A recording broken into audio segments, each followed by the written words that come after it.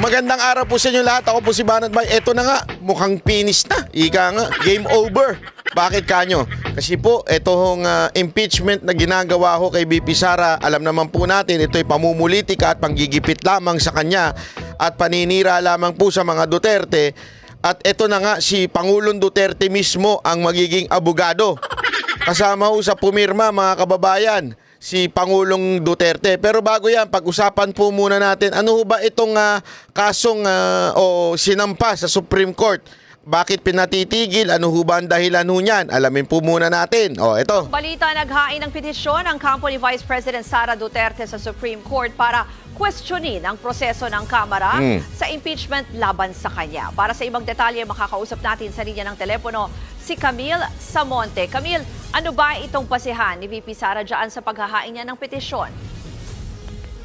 Ruth, kini-question ni Vice President Sara Duterte ang naging proseso ng impeachment laban sa kanya ng Kamara. Iginiit ng bise na nilabag ng Kamara ang saligang batas sa paghahain ng impeachment complaint dahil hindi nito agad inaksyonan ang naunang tatlong impeachment. Yon. So ito yung pinapaliwanag natin kagahapon, di ba?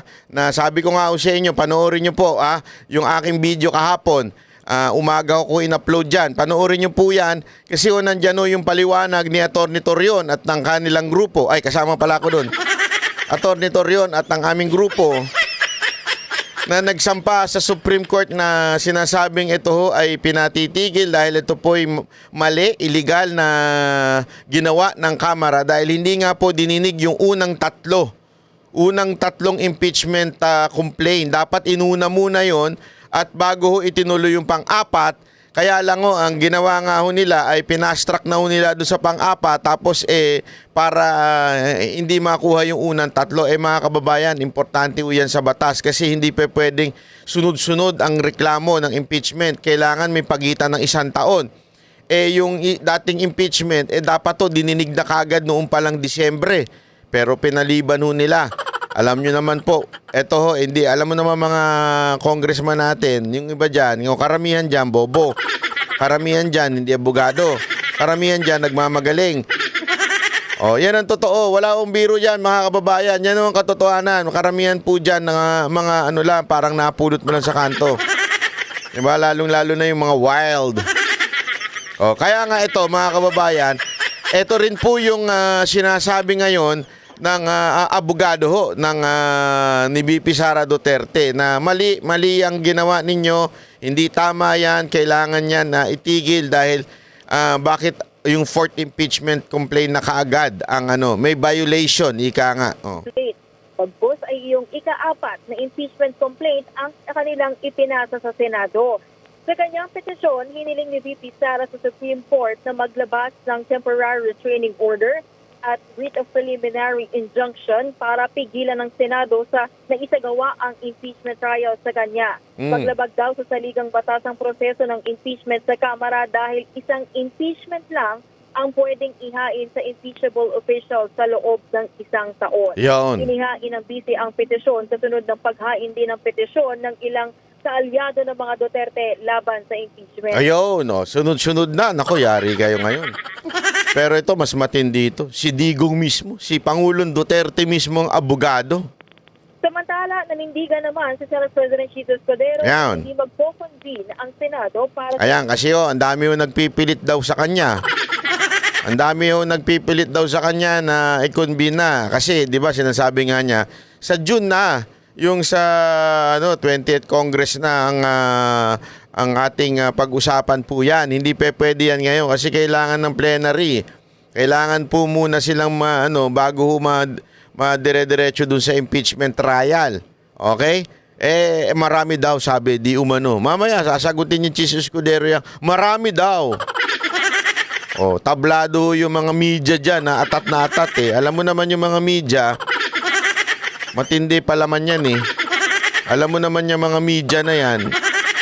May may retainer siya mga yan May retainer siya sinusuot sa ngipin. Hindi, may mga retainer siya Hindi natin alam kung sino nagpupush niyan. Impeachment trial ni VP Sara habang nakareses pa ang Kongreso. Giit ni Escudero, hindi dapat madaliin ang impeachment proceedings dahil kailangan maging maingat sila sa paghawak ng kasong ito. Ayaw raw ni Escudero na magpadalos-dalos dahil baka ma-technical sila sa proseso at ma-question pa sa Korte Suprema. Ayun, mabuti pa ito si si Chis Escudero Hindi pa hindi ako sold totally diyan kay Chis Escudero Pero kahit pa paano nag-iisip naman po. Sabi niya, wag natin madaliin kasi pag padalos-dalos, parang yung ginawa niyo sa kamera. Di patong-patong kayo ngayon na kaso diyan o patong-patong kayo ngayon ng petition sa Supreme Court, di ba?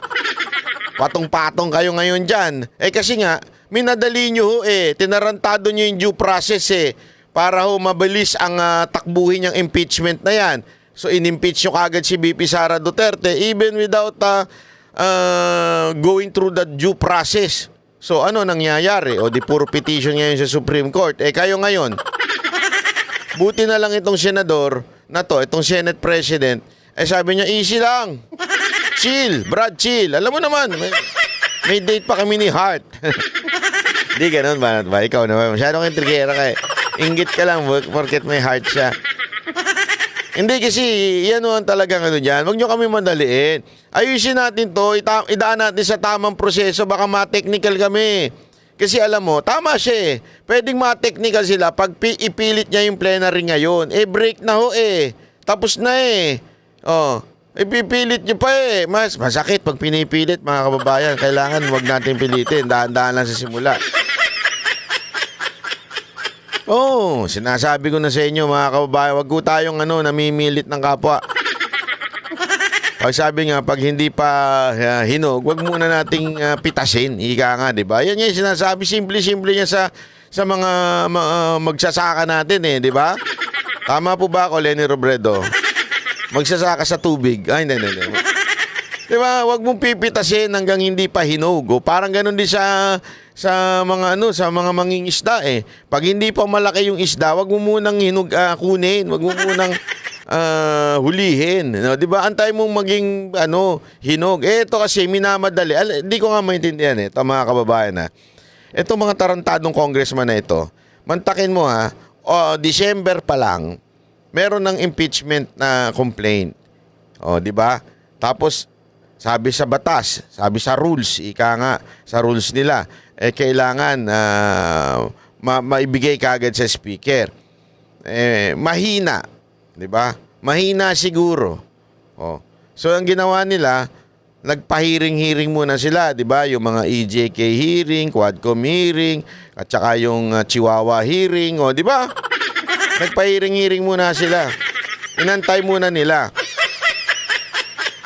Tapos, nung umabot na sa 4th, tsaka yun ang kanilang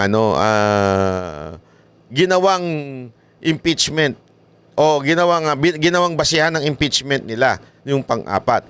Paano mga kababayan yung una, pangalawa, pangatlo? Wala. Hindi ho nag-iisip to mga ulul na ito na yan ay hindi tamang proseso. Maling proseso yan. Hindi ko nga alam bakit. Wala ba mga abogado sa mga ito? O talagang atat at obsessed lang sila kay VP Sara Duterte? Para mga walang abogado sa mga ito, no? Para silang mga atat na gusto nilang matanggal si VP Sara Duterte para maging Vice President yung peking Panginoon nila dyan. Pag naging Vice President yun, sigurado tiba-tiba na naman ang aming mga budget. Tapos baka alay mo may mangyaring hindi maganda at maging presidente yun. Di ba? Yung galawan nito mga congressman na ito, talagang mga mukha kayong pera. Mukha kayong pera talaga. Kung hindi naman dahil sa pera, hindi nyo gagawin to. Sigurado ako, hindi nyo gagawin ko to kung hindi dahil sa 150 million. Huwag tayo maglokohan. This is the most masasabi nating dangerous maneuver sa inyong political career. Yan po ang pinaka-risky, di ba? Yan po ang pinaka-risky na ginawa ninyo sa inyong political career. You know until now.